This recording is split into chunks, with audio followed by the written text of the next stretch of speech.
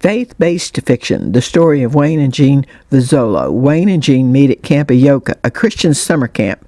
Some things go wonderfully right and other things go terribly wrong. Episode number 8. Jeffrey had insisted Edna stay close by him all afternoon, especially when Wayne was in view. So, Edna, my dear, tell me about MFP, Murphy Fine Produce. It's right next to Vozzolo's.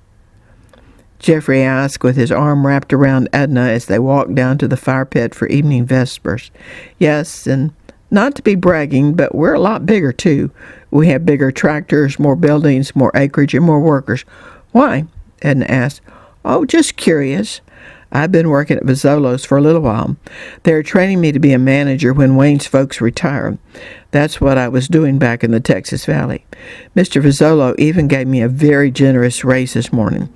It's a good thing they hired me. I mean, Wayne's okay, but he really seems to only know about plowing. He's happiest on a tractor. Me, I'm a more hands-on, especially with the workers. I know just how to handle those migrants. So what are your plans? Are you planning on running MFP when your folks retire or what? Jeffrey asked. In the dark, getting closer to the fire pit, he squeezed Edna's behind just a little.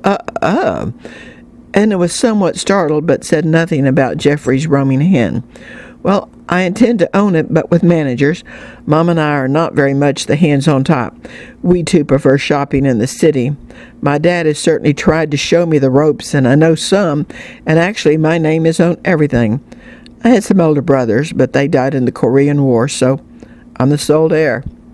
Oh, really? Lucky you. Here, let's sit back here. It's too hot to be sitting very close to the fire. And besides, I've noticed when Pastor Lorimore gets wound up, he tends to spit. I don't want to be up close.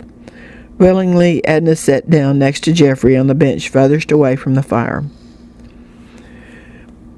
We have had a super productive day today at Camp Yoka. Everyone has worked very hard to get ready.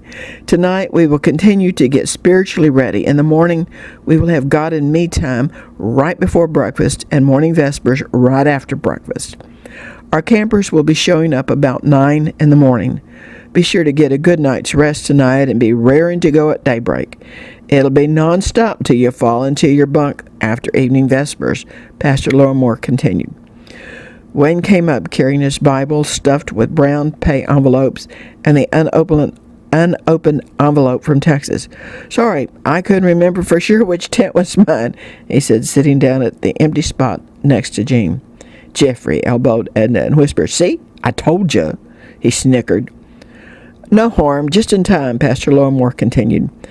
Turning your Bibles to Galatians chapter 5. I believe there's enough light from the fire pit to see the verses and take notes in your little booklets. Oh, I love to hear the sound of the turning of Bible pages. It must be music in God's ears, too. The moment you asked Jesus in, your spirit was reborn.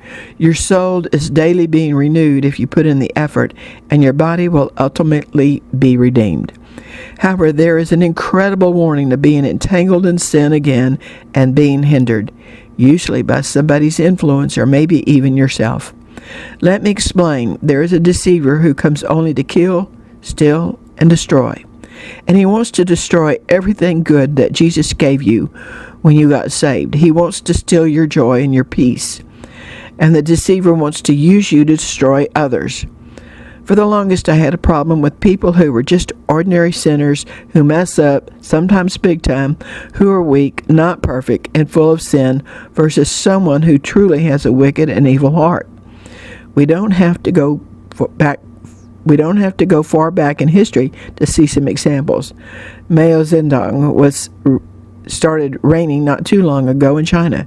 He started in 1949 and continues.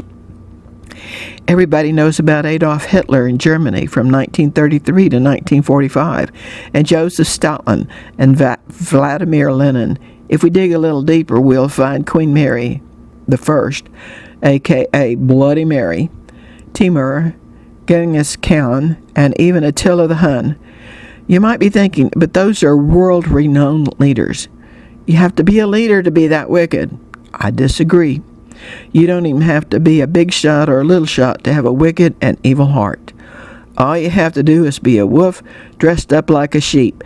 Bah! Here are some things to write down, and by the way, your little books all say staff on them, and the ones for the campers say campers. So some of this will be way too much for our campers. All of us here tonight can hear and understand these few things. Grab your pens. I don't know why God wanted me to go in this direction tonight, but it's a warning for everybody.